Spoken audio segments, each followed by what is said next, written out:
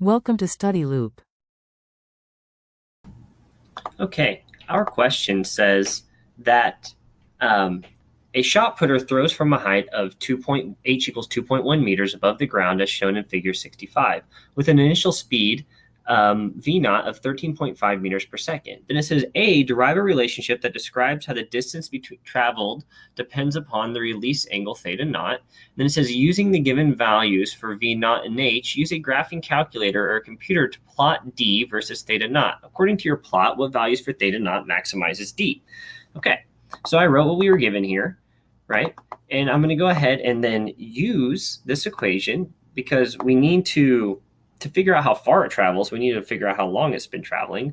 So y is equal to y naught plus the velocity in the y direction times t plus 1/2 acceleration in the y direction times t squared. Okay. Now let's simplify this and plug in what we know. Well, y naught is 0. The origin is 0. Or I'm sorry, the y is 0. That's where it ends up. It ends up at the ground. That's 0. H is y naught plus v of y is sine is v naught times sine of the initial angle theta naught minus 4. Or I'm sorry, minus 1/2.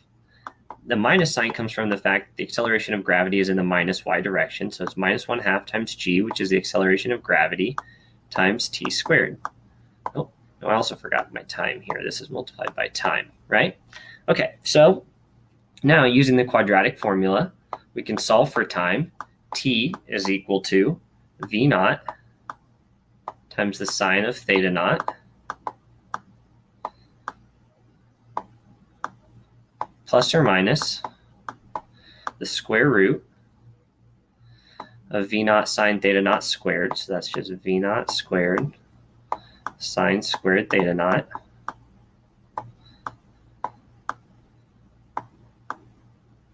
minus 4 times minus 1/2 g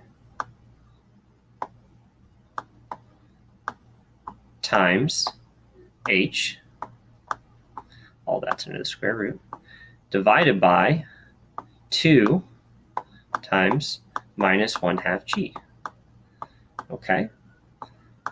Now, we can further simplify this, okay, and that is going to equal v naught sine theta naught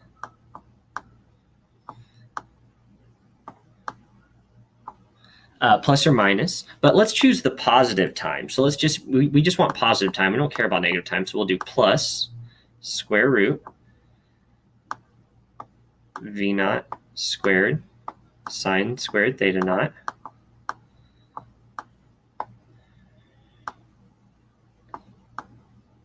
okay, and then this is going to be plus, the two minuses cancel to become a plus, 2gh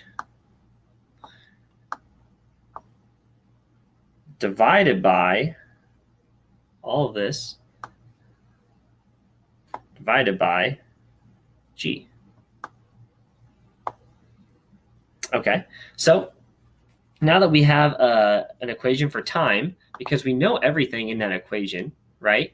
So now that we have equation for time, we can go ahead and solve for the range or the distance it's going to travel. Distance is going to be the velocity in the x direction times the time, right? So this is going to be equal to v naught times cosine of theta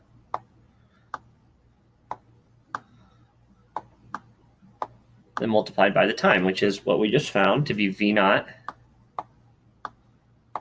sine theta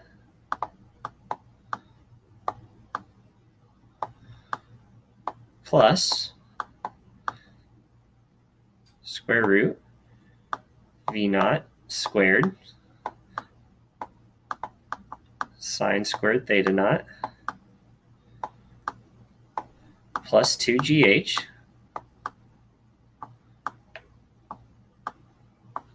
divided by gravity. Okay. So we can go ahead and further simplify this again. If you further simplify this, let's go ahead and do this on the next page. We find that D is equal to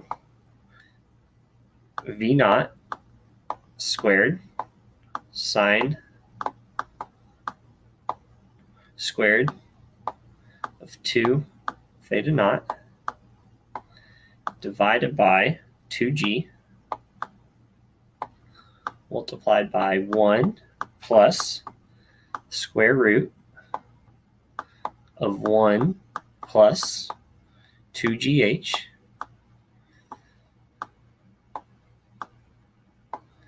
divided by V naught squared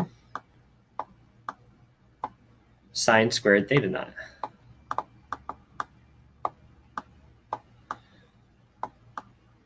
Okay. So that's what we found for our D. You can either use that relationship or the one found on the previous page. This one's just a little simpler. Okay. And we can box this in as our solution for D.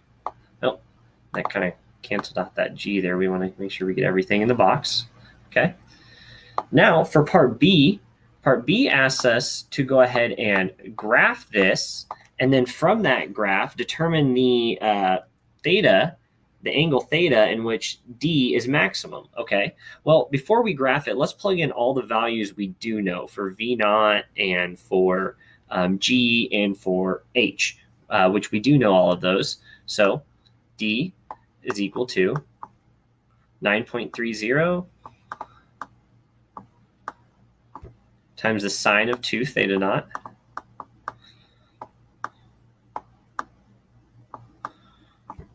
plus, or I'm sorry, multiplied by 1 plus square root of 1 plus 0.226 divided by sine squared of theta naught. So now if we plot using a graphing calculator, it tells us to plot this. So we're going to plot D. Let's get a new page just so we got plenty of room. We're going to plot D versus R. And I plotted this on a graphing calculator, but I'm just going to do a really rough sketch of what that came out to look like. I'm sorry, not D versus R, D versus theta naught. So plotting that, it came out to look something like this, where it went all the way to the ground. Okay. It was fairly smooth. It started here at 8, right? And it went all the way up. The maximum here that I used was 24, just so we can get an orientation. And this is in meters. Starts at 0 down here, 0 to 90 degrees. 45 is about here, so this is about 45. And according to my calculator, the maximum value for D was at a value. So max, we'll do max at a value that was approximately 42 degrees. That's where the maximum value for D was. Okay.